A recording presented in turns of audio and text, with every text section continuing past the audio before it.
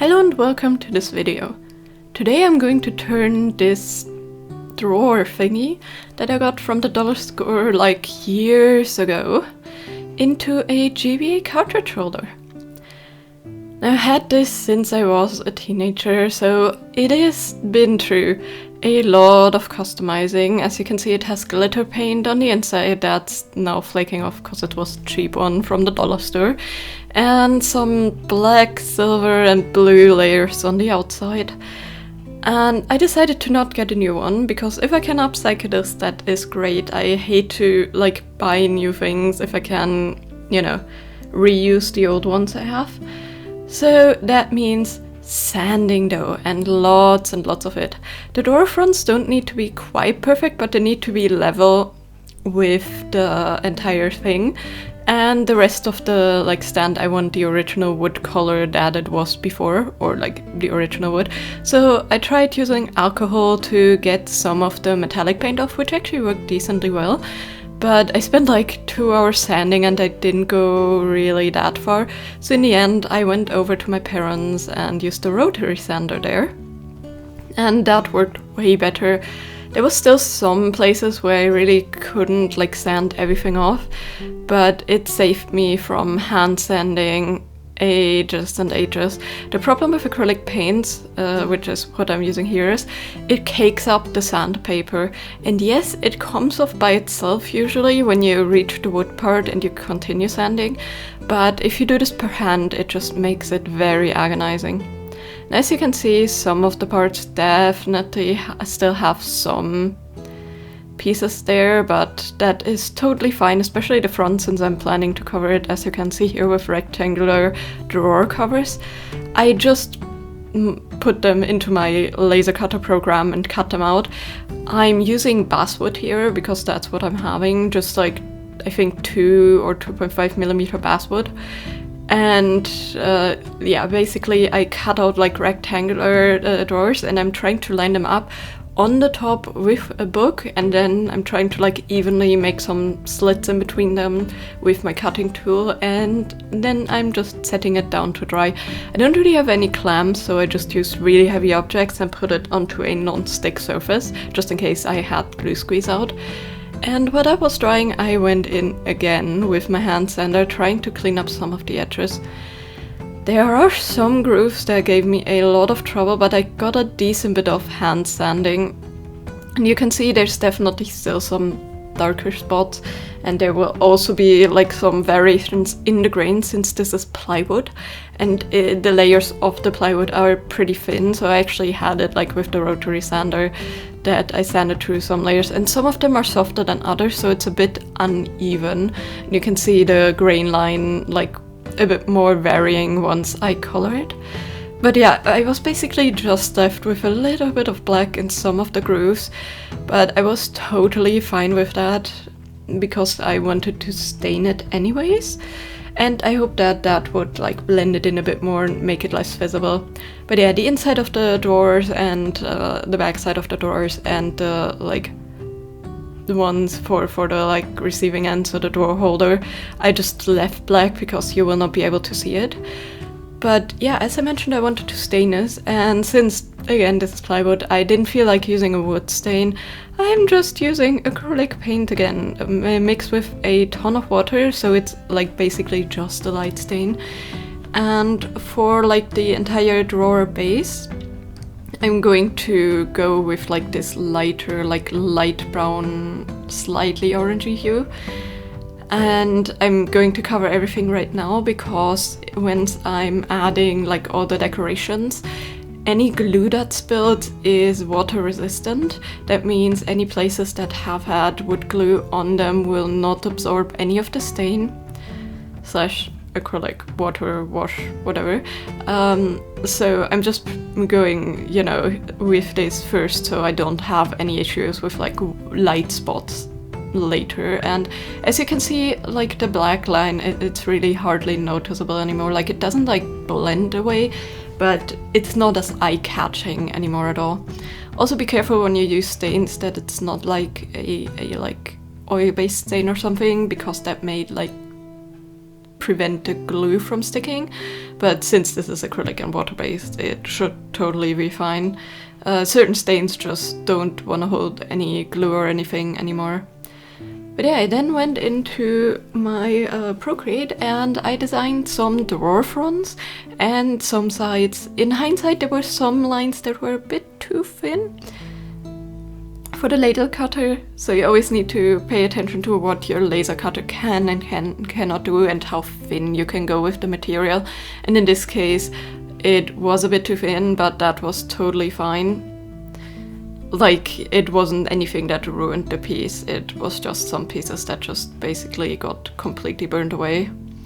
But yeah, here you can see I'm using my X2 laser cutter and it's slowly but surely cutting all the pieces out, and this took like a good half an hour for the front panels and then another like 20 something minutes for each of the sides. So I made sure to have it set very slowly because I didn't want to use any like tape on the front. If you cut wood, you can put tape on the front to like prevent any of the burnout, but the thing with the tape is I know that the tape I have will like prevent it from cutting evenly, so I just decided to, you know, go slow and steady with the cutter and instead prevent like the smoking and burning. And yeah, that worked really well. I then used some tape before I turned it out of the cutter and like made sure that everything is still glued in place.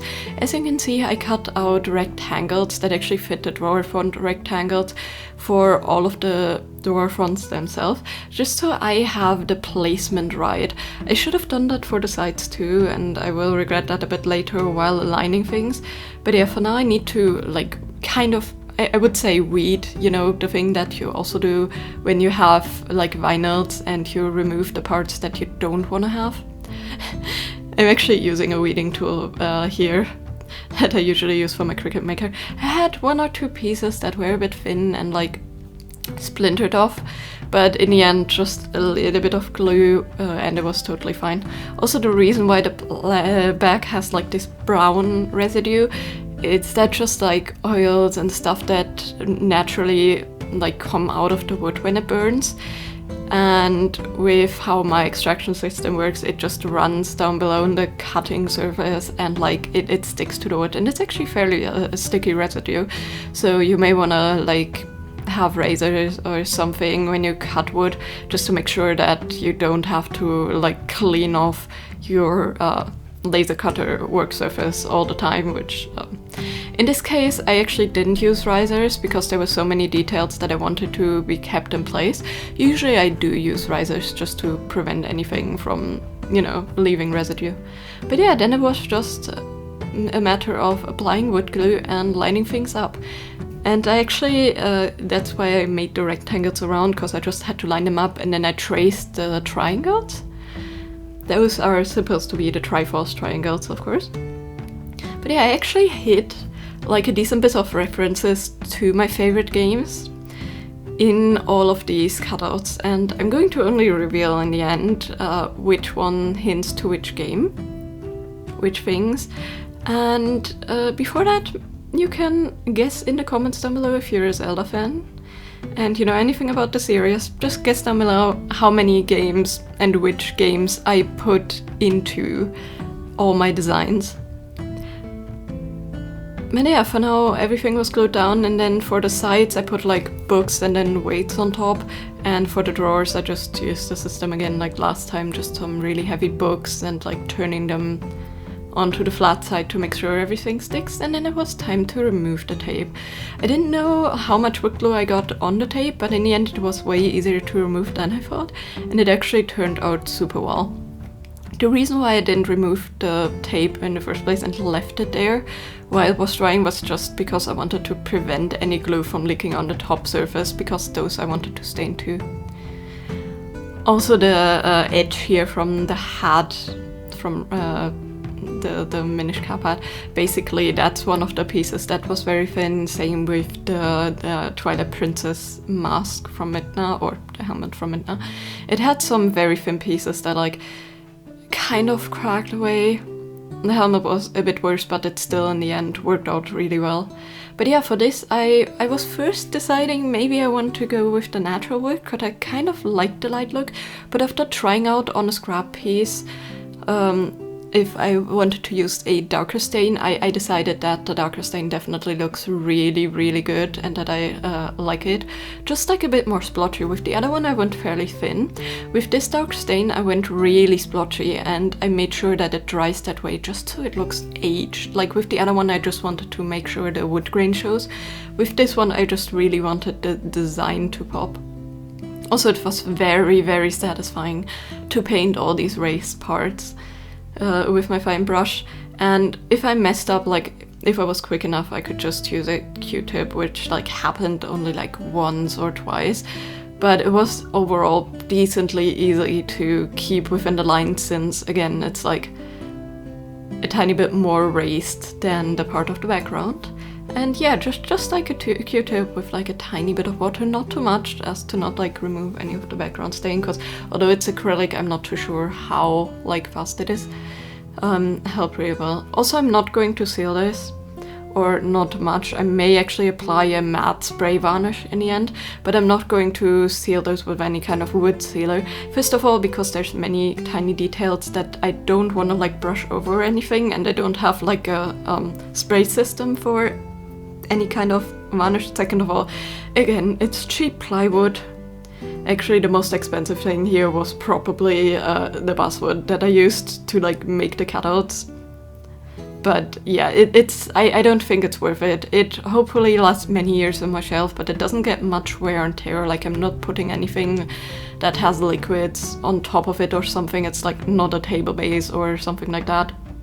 So I'm totally fine with just leaving it as is. Now for the sides, I had some loss while I tried to put off the tape, but that is purely because this is such a large design. I should have probably applied the glue to part of it, glued that down, and then the next part.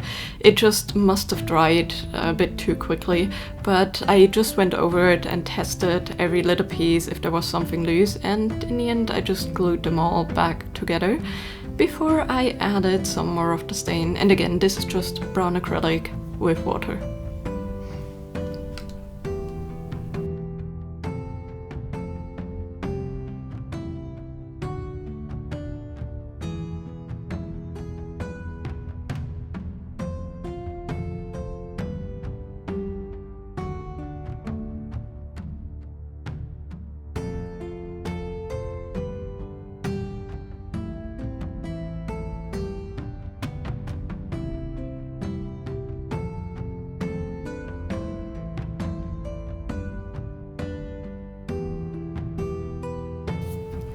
Now, of course, I had one thing that I left to the very end, just because I didn't want to have loose glitter everywhere while I'm doing like the gluing and staining.